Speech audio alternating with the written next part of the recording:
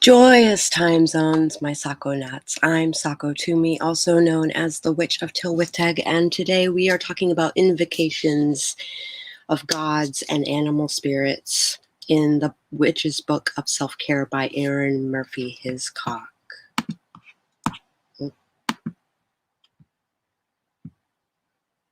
Oh, oh, oh.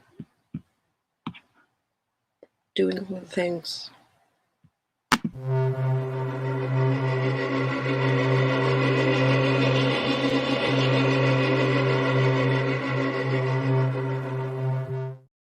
I'd like to say hello to Katarina and Raven. I'm so glad you guys could make it. I'm always touched by you guys coming in the mornings and spending time with me. I hope you are resting, and I hope you feel better soon, my friend. Hey, Brianna.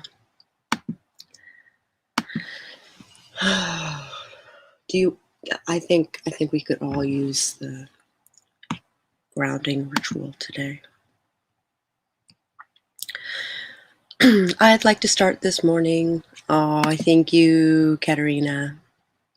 Yeah, I like them too.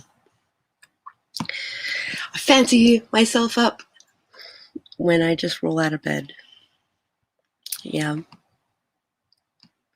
How am I? Well, as good as I can be, I guess. I'm feeling optimistic about my mom's prognosis. 90% survival rate, non-Hodgkin's. And her lymph nodes are clear, so they must have just caught it, which is great. Hi, Spence. So glad you could make it this morning.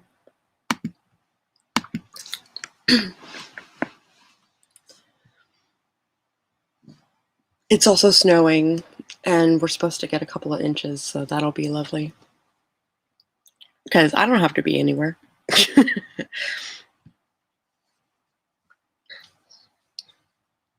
All right. I'd like to start this morning with a grounding ritual to start your day. This starts near your domain, so if you've not created a domain, you might want to sign up for my newsletter, which is linked below. Thank you. Thank you so much. One, we have answers, hooray. And two, the survivability is like 90%. So, and my mom's a fighter. So I think it'll be a positive outcome. Running out to get panic groceries probably wasn't the smartest choice on my part, but at least that puts my mind at ease about food. I'm so glad. And socks. Yeah.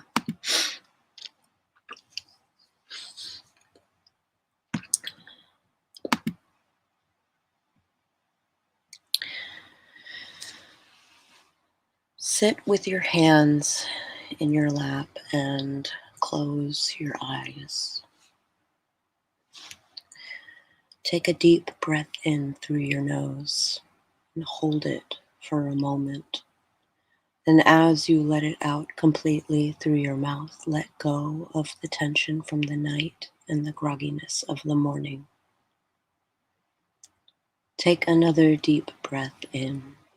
As you breathe in, imagine you are breathing in pure love.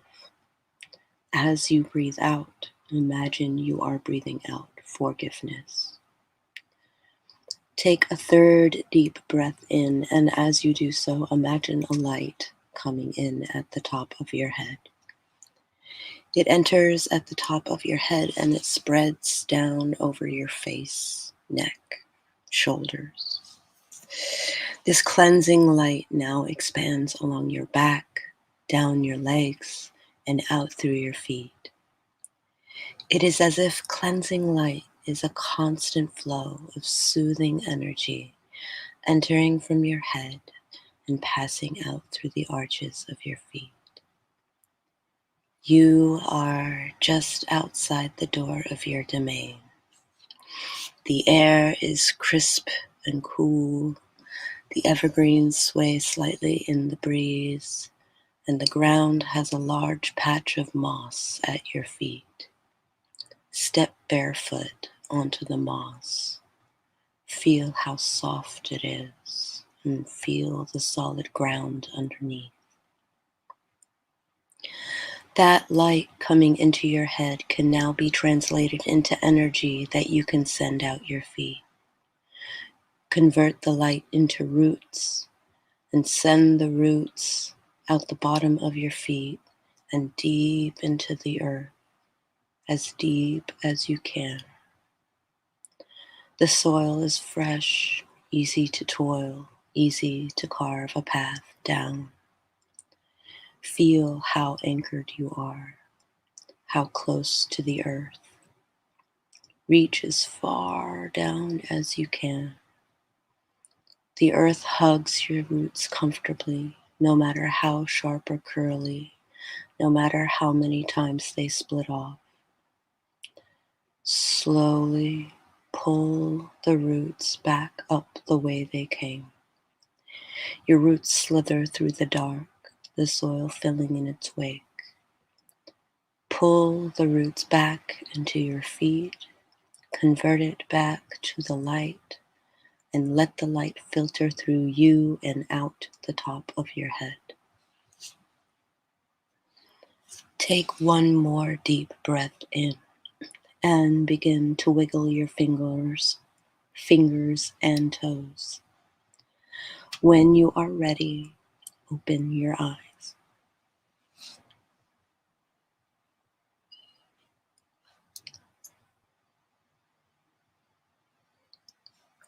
Welcome. If you're just joining us, we just did our morning grounding ritual. If you are interested in more meditations like this one, but maybe a little bit more exploratory, you might want to look at subscribing to my Patreon, where I will be releasing 2 a month to help you on your supernatural journey. Until then, you can join me for coffee in the mornings here on YouTube. Oh my gosh. Hi, Al. Glad you could make it. Fingers. Yeah, I tripped over my tongue a little bit there.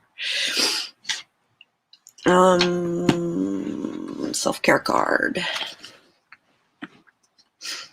Self-care card. See what today's card is like.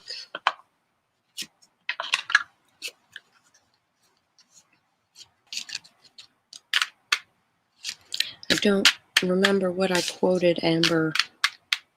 I think I think it was like 300. And I can't remember if it was 300 per book or if it was 300 for the both of them. I can't remember.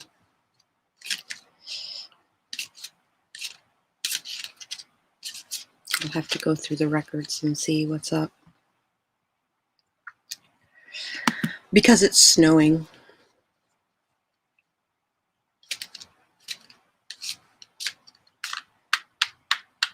So it usually implies like bread and milk and eggs.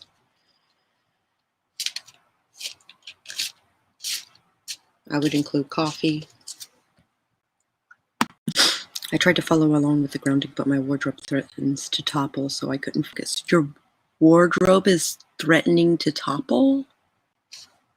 That is terrifying. Put some stuff in the bottom so it doesn't do so.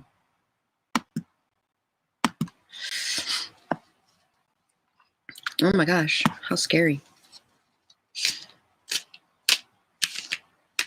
Okay, let's see what's up. The Lovers, upright this time.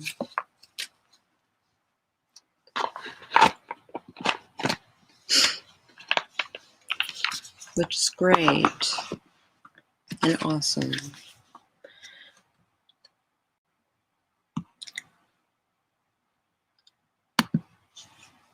If it was zombies, I'd be looking for a fight with my mace and shield because I'm an idiot and I think everything is a video game. Yeah. I moved it to another side of my room during doing a major redecoration, needed to change, but the floor is not even there. We usually have like wedges, not wedges, like painter's sticks in our house. And we often use them as like wedges for uneven flooring. The B cell lymphoma is what caused the anemia, white cells going too much into overdrive and mutating. First chemo next Friday.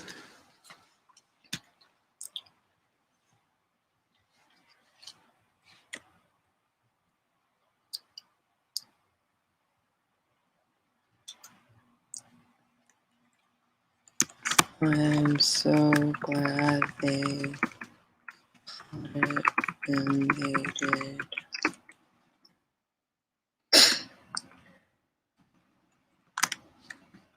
Yay, treatment.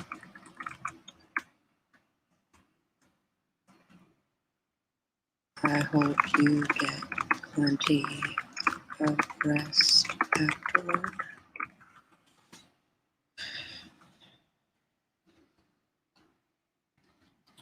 Sorry, I got distracted by my mom.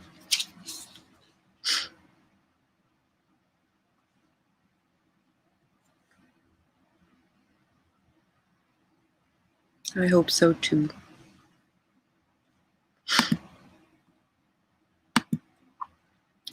I used to flip-flop to balance out my shelf in my kitchen once for 2 years.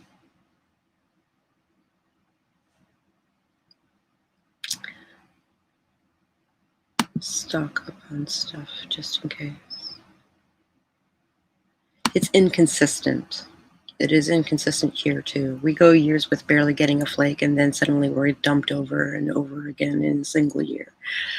Like now, right?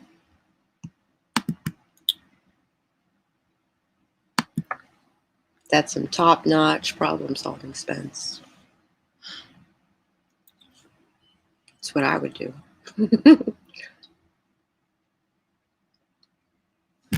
Okay.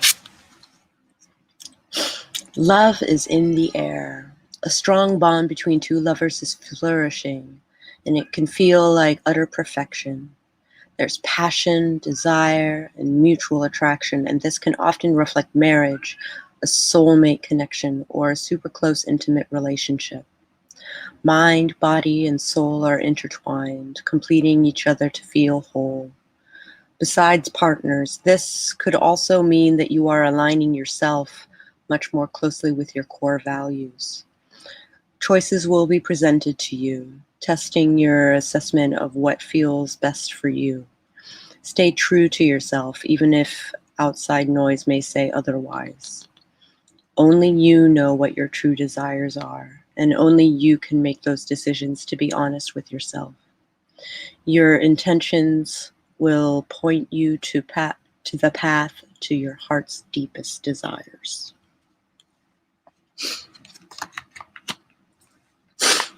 So the Two of Cups I think of as the marriage card. I don't think of the Lovers as such.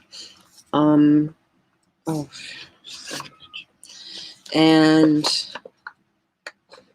I think of the Lovers Major Arcana card. I think of that more so as the relationship to yourself. Come around. What is it, baby? What is it, baby? Come here. Come here for cuddles. You don't want to come here for cuddles?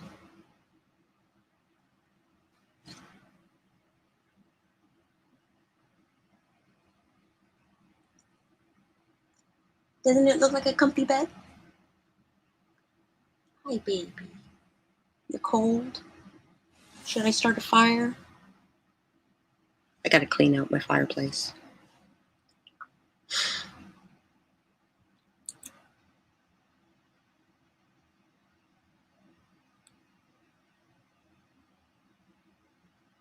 Lake effect snow, yeah. But after almost 30 years away, I'm no longer used to it. That, and they're like, so my particular neighborhood has like one way in and out, and that one way is like a hill and then a hill. And they never pre-treat it. So unless we're expecting like 6 feet or some shit. What are you doing? Pabu. She's climbing on stuff, which I need to clean up before I put together my blanket fort, which might happen today.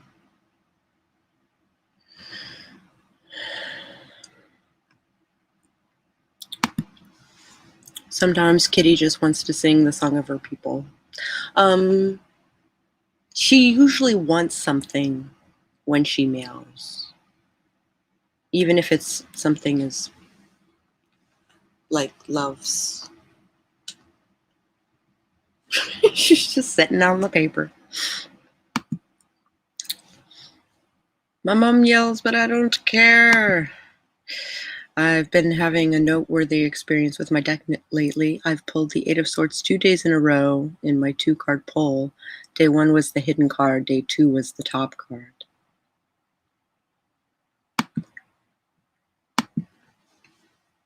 I have to remember which is the... 8 is the weary warrior, right?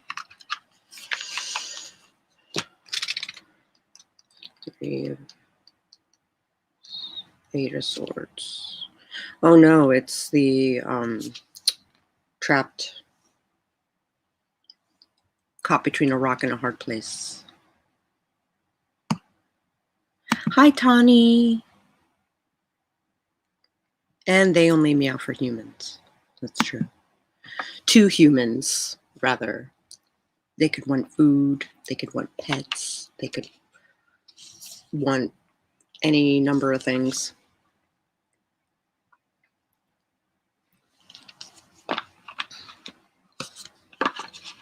Living on a military post, they have pretty good response to snow. But as soon as you get off post, suddenly it becomes a crapshoot whether the county gives a fuck about snow. Yeah. Where we are too. Day 1 pulled the Hanged Man for my top card and then the 8 of Swords. Woof.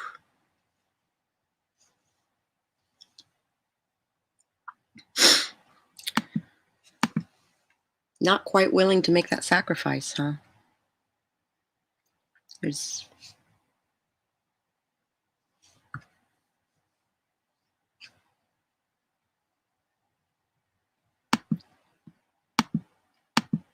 I just want to analyze your readings.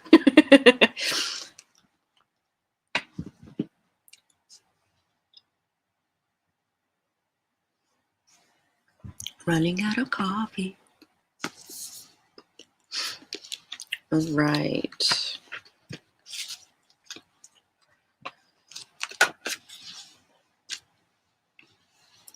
Spiritual self-care. Your spiritual life is also a source of self-care. Touching the divine, communing with the universe at large can be a very comforting thing that refills your metaphorical cup. It can soothe, energize, inspire, and uplift you, depending on what you need or what the universe thinks you need. What the? Apparently adopting a cat in this stupid country is harder than joining the MI5. I had a very specific question and it made me a very specific answer. I suppose it did. And why would I want to adopt from India? Because there are like thousands of street cats in India. Gotta go say hi to Mal. Okay.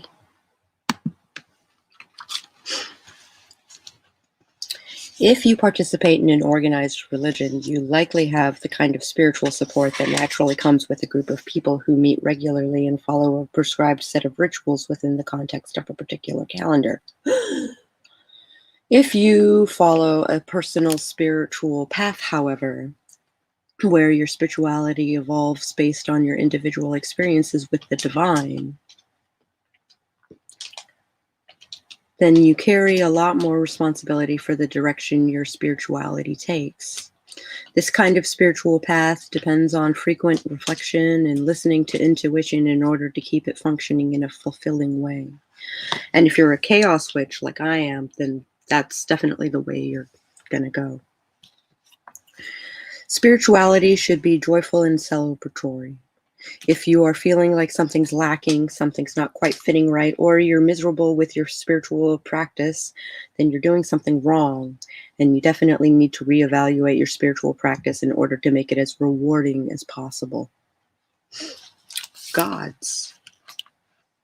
If you follow a nature-based alternative spiritual path, chances are good you might consider your path as being under the pagan or neo-pagan umbrella.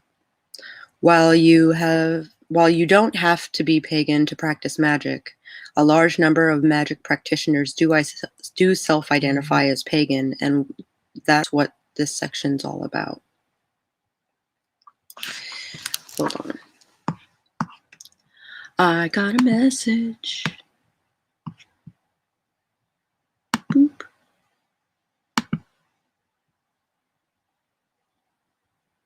Aww.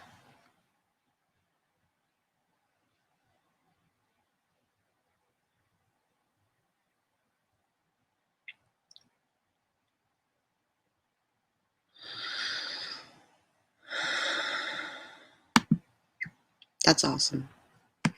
One of my Uncoven member buddies just reached out and said, like, hey, I speak doctor speak.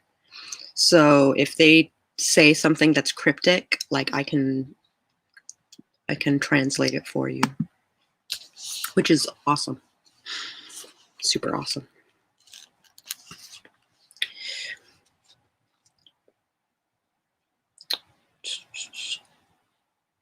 While you don't have to be pagan to practice magic, a large number of magic practitioners do self-identify as pagan, and that's what this section is all about. Do you identify as a follower of a monotheistic religion or an established alternative path with clearly specified deity or deities associated with it? Or perhaps powerful entities such as saint, bodhisattvas, or angels? Well, in my sect of Buddhism, we're all bodhisattvas of the earth. Go ahead and call on them to bless or lend support to your work. A relationship with some aspect of the divine, be it specific God form or an abstract, can be deeply rewarding. Putting a face or name to the magical divine power that animates the universe can be very therapeutic and make your relationship with the universe at large much easier. So, that said, I was on a podcast yesterday talking about Under the Stars, I believe it was, or Across the Stars. I'm terrible. With Kelly Holder. She mentioned that she puts on her metaphysical armor every day before she goes out, before she taps into the universe in any capacity.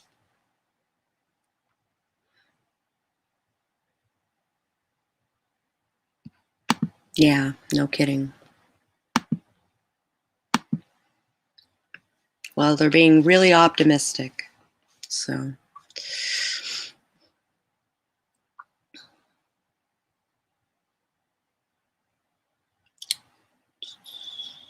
Putting a face or a name to the magical divine power that animates the universe can be very therapeutic and make your relationship with the universe at large much easier. Worship is part of it, but it isn't self-subjugation. It's a joyful celebration of the deity. Yeah. It's celebrating the rich, complex relationship you can develop with the deity via communication, meditation, aligning yourself with the deity's values, and associated areas of power. I think of working with gods kind of like no, not clients, more like when I research a god or goddess, I am looking at a resume of sorts to see if they fit my intention and if we can work together. So I think of them more like co-workers or like there's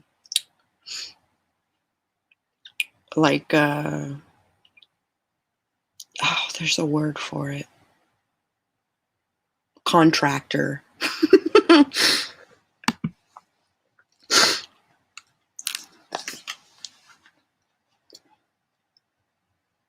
A relationship with a deity isn't very different from relationships with other human beings or sentient creatures. It takes time, attention, and awareness. And like the more familiar kind of relationships, sometimes we're swept away by an instant connection, but sometimes it takes a while to really get to know someone. I have to say my connection with Noon, that was really fast. And it's been a minute since I've talked to him, so I should probably do that. It's important to know that a relationship with the deity may not last a lifetime. There may come a time when your connection to a specific deity fades and they release you. There may be a new deity that is time for you to work with. The trick is making sure the relationship has proper closure and is not just wilting from a lack of effort on your part. The expectation of subservice or worship grates on me, which is something I only see put forth by humans, never by deities, right? Yeah.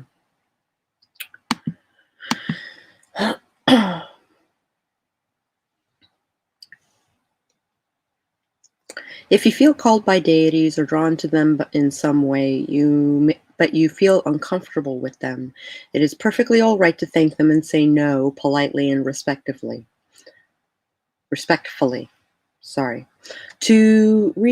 Try researching associated deities or similar deities from other cultures.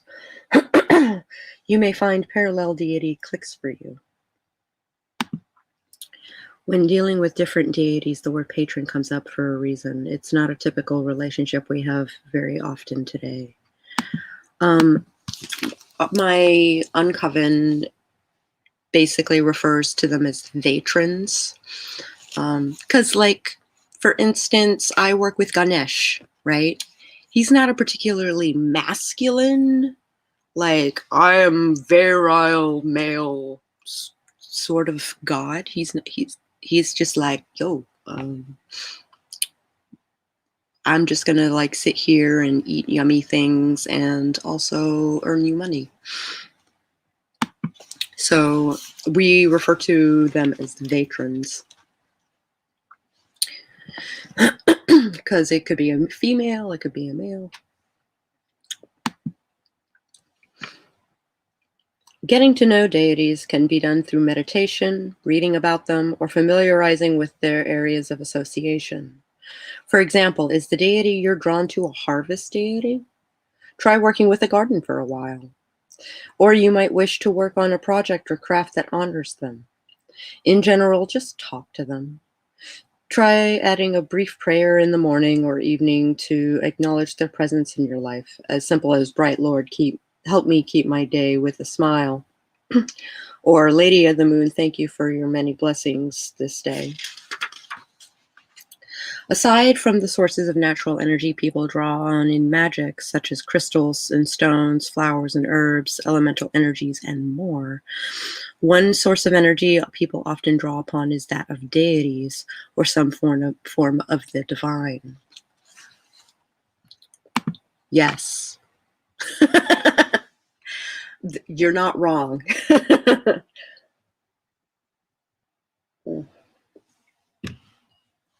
You are not wrong. This brings folk magic into the realm of religious magic. You don't have to practice one or the other exclusively. Working with the divine energy is not like plugging something into an equation, however. No, not really. It's dependent on your personal relationship with the deity in question. It would be rude to invoke a deity to lend their aid to a spell or ritual if you've never bothered to introduce yourself or cultivate some sort of relationship between the two of you, wouldn't it? A relationship with a deity should always be founded on deep respect. I just want to chill, eat good food, and accumulate good fortune. Yep. If you work with generic god forms, such as god and goddess or lord and lady, you might have a bit more leeway.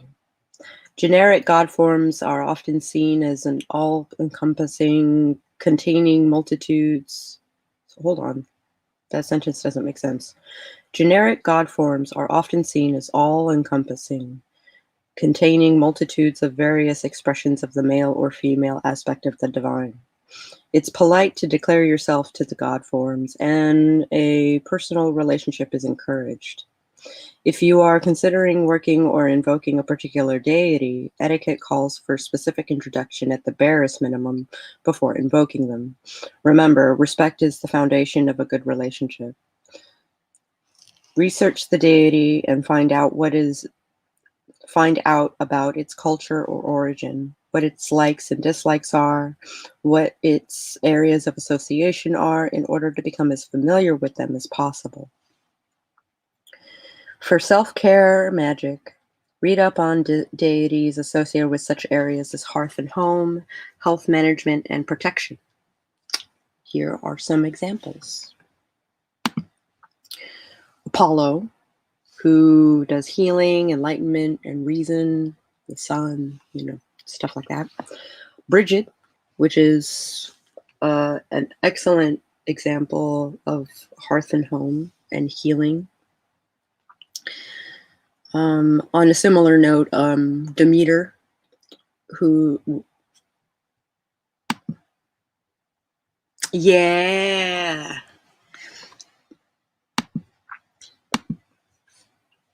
Durga, protection and strength.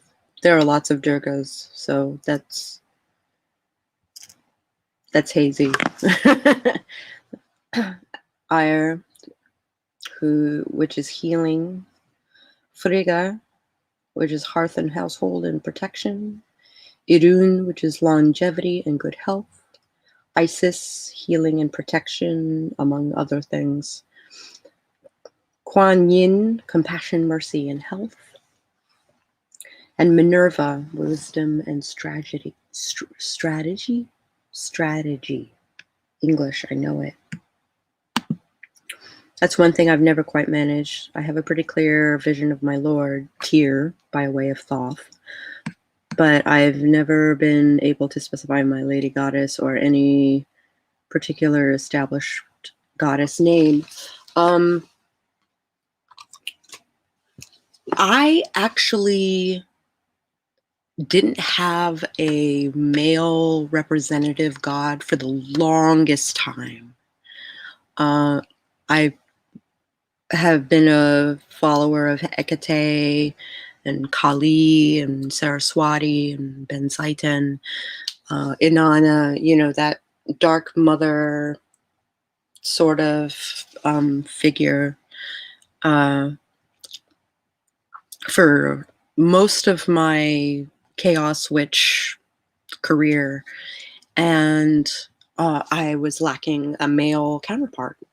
And I was visited by Carnoon, who I didn't know when he trespassed on my property, but he wanted to work together so bad.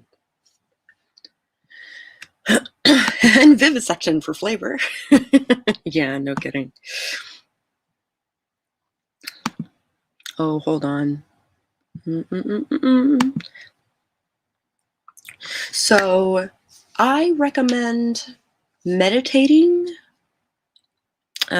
working with your like private Idaho in your domain, in your ritual space, and a goddess might come to you, or you might not be in a place in your life where a goddess is, necessary, or just might not have a place in your life right now. I have thoughts and issues and feelings about the current representation with Bridget.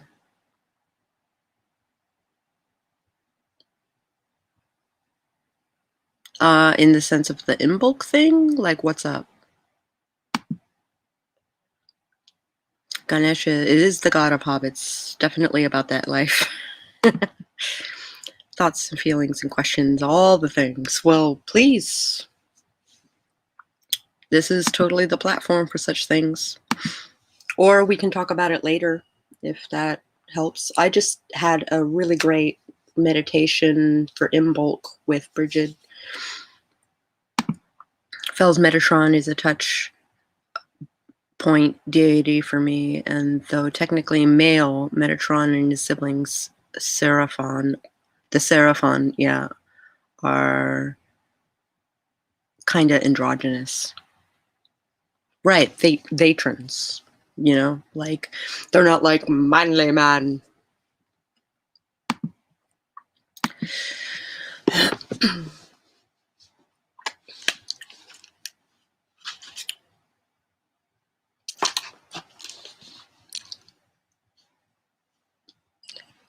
Did you want to talk about Bridget?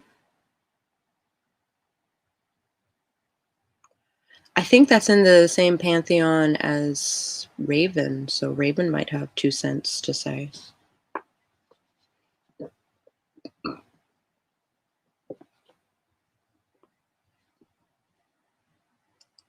This might be a better Discord discussion, but when I did my deep dive a couple of weeks ago, there's a lot of muddling between Bridget and Saint Bridget. Oh. Which is a different thing altogether.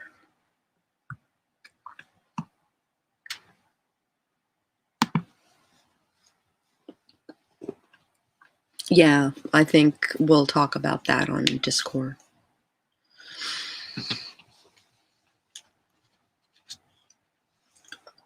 Let's get into animals. Animal energies can also be invoked or called on to help power spells or enhance rituals. If you have a particular animal that you feel drawn to or connected with, that may be an animal spirit that functions as a spiritual guardian for you. Sometimes you deliberately invoke a specific animal in a spell because of its magical associations with your goal, and you request that the animal lend its energy to help you because you want to learn from its energy and the lessons it can teach you. In this case, the animal is a spiritual teacher. Like deities, it's important to know that the relationship with animal spirits may not last a lifetime. There may come a time when your connection to a specific animal fades and they release you, or you release them. Thank them for their time and lessons. Animals associated with serenity, harmony, calm, health, protection, and other areas associated with self-care include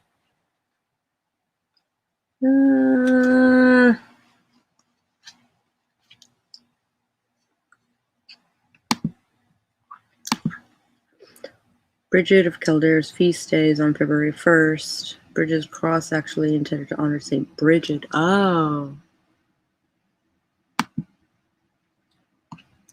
I would have thought Bridget would have had a closer with Cernunnos than any Norse gods. Oh, so like Celtic. But not knowing the difference between St. Bridget and the goddess Bridget, I could be wrong.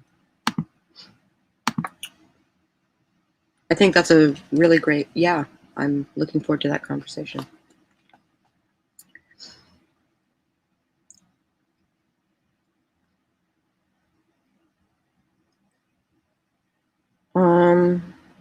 Sometimes to support your self-care, you might want to invite the spirit of a certain animal to help you out.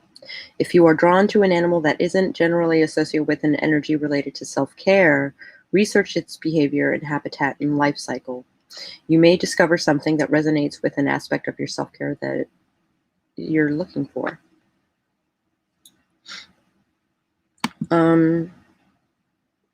I have a weird relationship with opossums. I have an opossum jaw, and working with opossum bones is really bizarrely helpful, especially for self-care.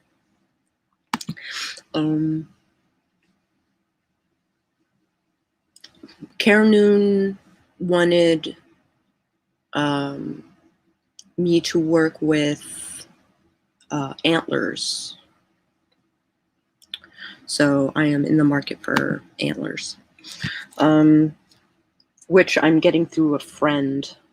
I'm pretty sure she has like 1,000,000 trillion sets of antlers because her brother's a hunter. This ritual calls for representation. It can be a small figurine, a postcard, or even a photo printed from the internet. To further support the energy relationship you're aiming to create, you might collect other things that remind you of the animal or that depict it in some way. Consider making a little shrine somewhere, perhaps. I don't need to make a shrine to a specific animal.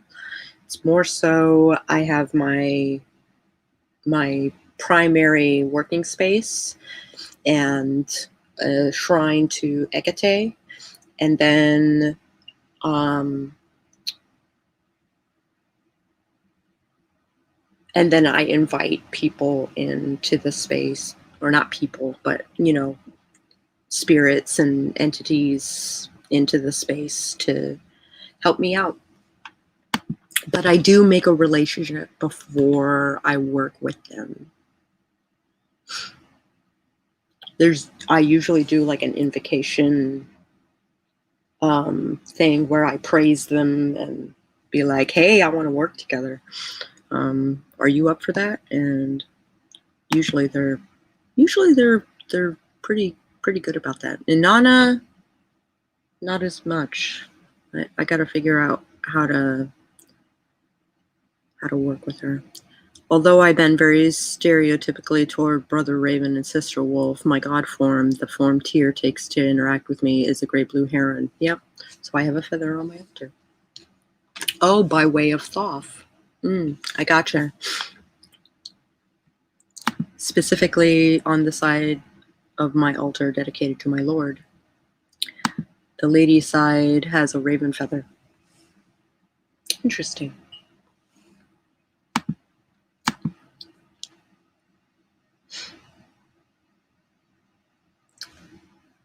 Let's see. Center and ground. Visual the animal standing before you and say an invocation.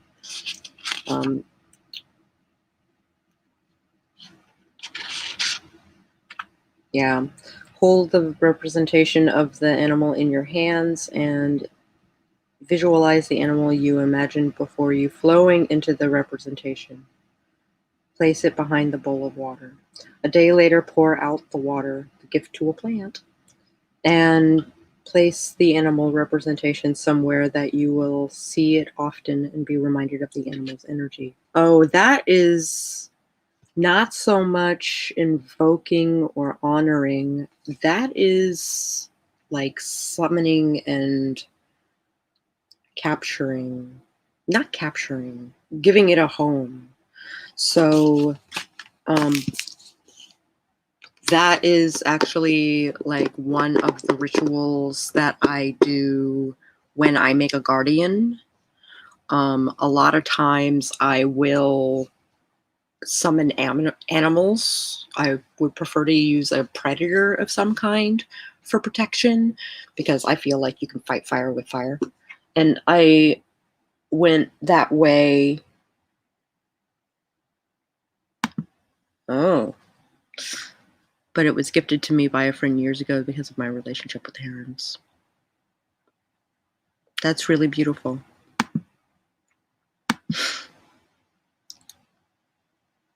Also, hi, Ginny. Lovely to see you, darling. We're talking about invoking gods and animals and all kinds of interesting stuff. Let's talk about offerings.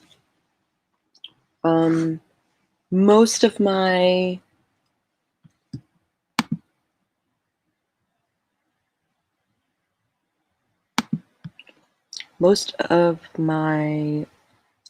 relationships with the gods, with animals, with spirits, etc.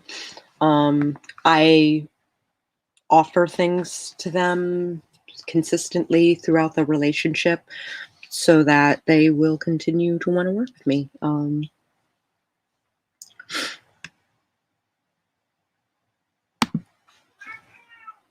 If you're working with deities, animals, or other spirits and asking them for aid, the concept of an exchange is important. You're not paying them for their work. An offering is a token of your appreciation. It could be a pretty rock or a flower or a small cup of milk, honey, or alcohol left outside or on your workspace. It might be a cookie.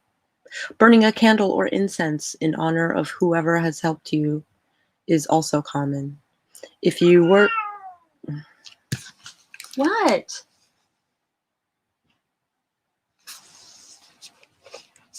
Where's my bookmark? Do you want loves? Yeah, purr.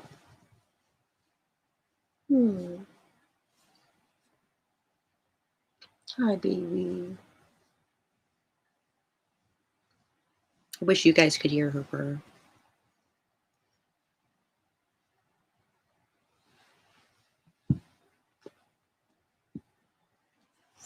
Meow. It's okay. It's okay. You want to come snuggle? Are you hungry? What do you want? You want pets? You want to be warm? What do you want?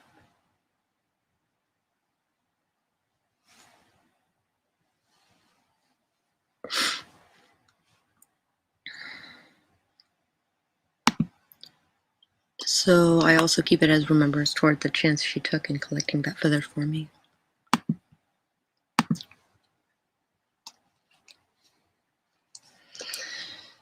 That is not the book. This is the book.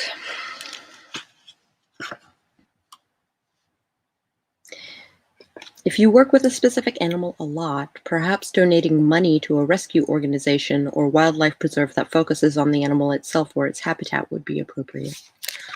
That's one way to think of it. What do you do with food or drink after you've made an offering? General theory has it that the essence or energy of the offering is absorbed by the entity, and you can dispose of the physical remains the next day. I would take it into the woods and let the animals do the things. My son's cat gets very attitudinal in the morning because after she's eaten and taken a shit, she wants cuddles. I fucker made myself warming furniture until I'm finished with you. Yeah, no kidding. Usually around noon or 1 o'clock, she wants to nap together and cuddle. Would be my warming furniture. Spiritual community. You may not belong to an established spiritual community that offers you spiritual support, no matter what your chosen path is. That's not unusual in this day and age. What you can do is find a community of like-minded individuals that support healthy self-care in other ways, who respect your spiritual path, whatever that may be, even if they don't walk it with you. I would say that is the relationship we all have. Try looking on websites like Meetup, searching for local groups on Facebook, or joining a few different ones that each intersect with one of your interests. I guess. I would say our group is pretty solid. Discovering your spiritual beliefs. The following rituals will help you discover, define, explore, and develop your spiritual beliefs. As with Self-Care Vision Board in Chapter 2, this activity helps you plan out and remain inspired by quotations, images, and other sources that can inform your spiritual self-care. When you create a vision board and place it in a space where you see it often, you essentially end up doing short visualization exercises throughout the day. Huzzah, community! I know, right? The spiritual vision board should have more specific focus than your general self-care board from Chapter 2. When designing the vision board, the focus should be how you want to spiritual self-care to reflect. Your spiritual vision board should motivate and inspire you to work toward the quality of spiritual life you want to be living. Some concepts, is that a word? Some concepts you may wish to consider when you design your spiritual vision board are your nature, your engagement with the earth, represent power animals, animal spirits, representations of the divine, representations of abstracts and ideals that inspire you to be the best you can be. I was talking about Kelly Holder earlier with the podcast that I was on yesterday. She recommended putting on the metaphysical armor, and the way she does that is she recommended that I invoke Saturn to protect me. And then eat something really, when she thinks of Saturn, she thinks of Capricorn, and Capricorn is very earthy. So to eat something very earthy, like a green smoothie or something like that, which I can totally get behind. Not something I would do every day, but maybe once a week.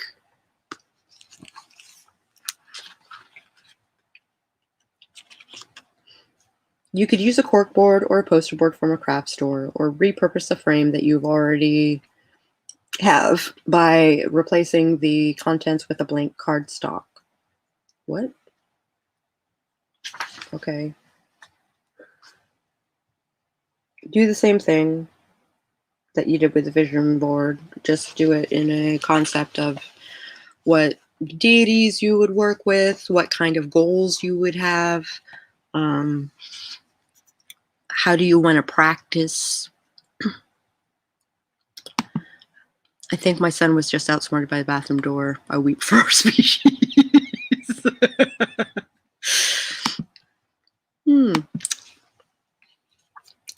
Ritual to connect to your world. Oh, hold on. Review your spiritual vision board when you review spirituality, and see later in this chapter. Can help jog your memory to help you gauge your current emotional reaction to representations of what your values or focuses were when the board was created.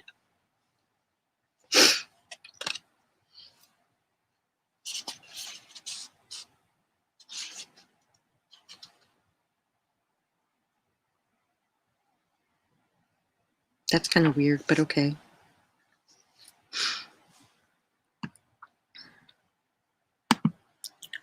I told my son behind him, and he looked to the left 3 times.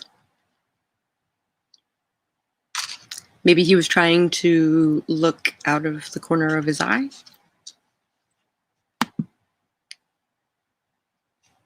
My vision area is a series of sheet protectors on the wall, so I can switch out and update images. Also, your studio / bedroom office place is kind of amazing, and I think that's a really great idea. If he'd been in a horror movie, he would have died 3 times. Yeah.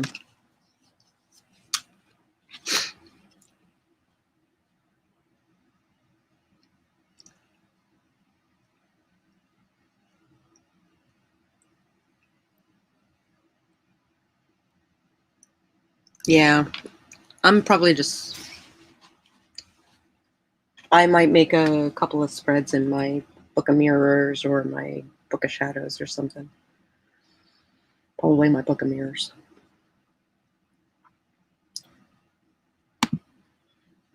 Ritual to connect to your world. It's not just staying open to what the universe can give you that is important. It may be hard to believe, but what you can give back to the universe and the world around you is equally significant. Yes. One big collage made on mini collages. Yes.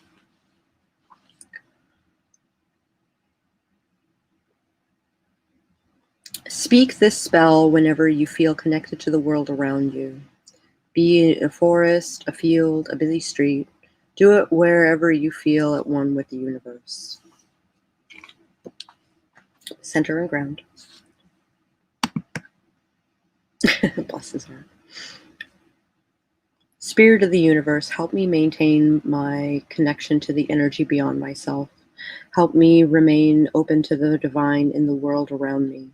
May I be receptive to the joy and love that flows to me. May this channel stay open and free, that I may in turn share with the universe what is unique within me. Let our dance carry on always, so may it be. End of ritual. So for those who are... Oh, hold on. My studio is becoming more gallery-like. That's where canvas and framed art goes. Cool. Behind you. No, behind you. Dude, behind. For fuck's sakes, turn around. Why is this so complicated? I've started compiling all my full journals and notebooks and loose scraps of paper to turn into my kitchen book finally. Awesome!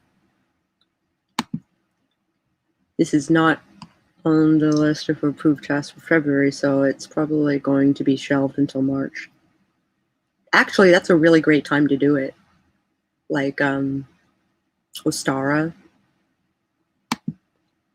Ostara would be a really great time to start compiling that stuff.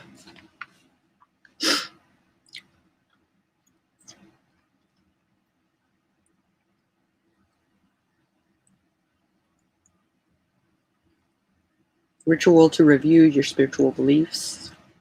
Use your spiritual vision board, if you created one, to help you review your spirituality.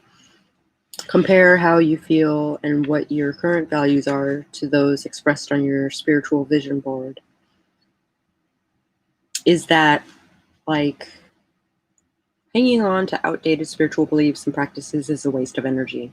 Which is why I'm like, why make the vision board? Doing something because you've always done it means you're performing actions without mindfulness.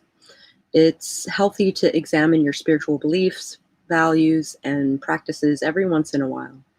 Doing it will help you keep you focused on what is meaningful to you and help you direct your energy in the most productive, supportive ways in your pursuit of self-care.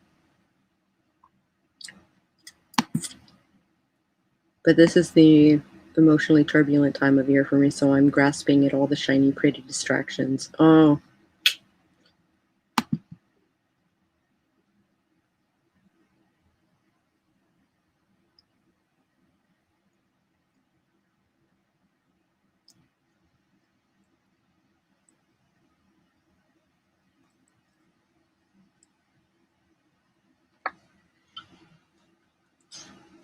Daily ritual. Let's skip ahead to daily rituals. I feel like, well, unless you guys really want these, they're prompts for your journal, self-help journal, if you have put together such a thing.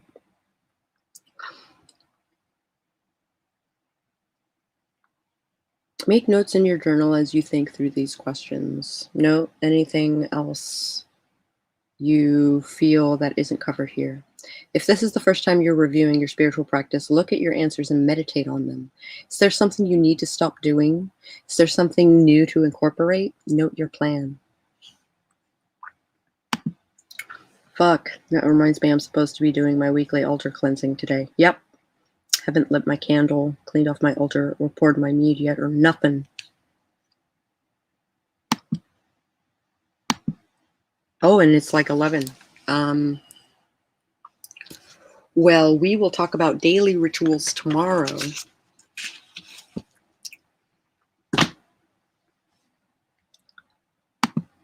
The days kind of blending into each other now that I'm actually kind of living the same quarantine life everyone else is, you know? Yeah. It's a doozy. If you liked this video at any point, please hit the like button. If you are interested in talking about daily rituals tomorrow, then please hit subscribe, maybe even ring that bell on the off chance that YouTube will tell you when I go live. And I will catch you guys on the flip side.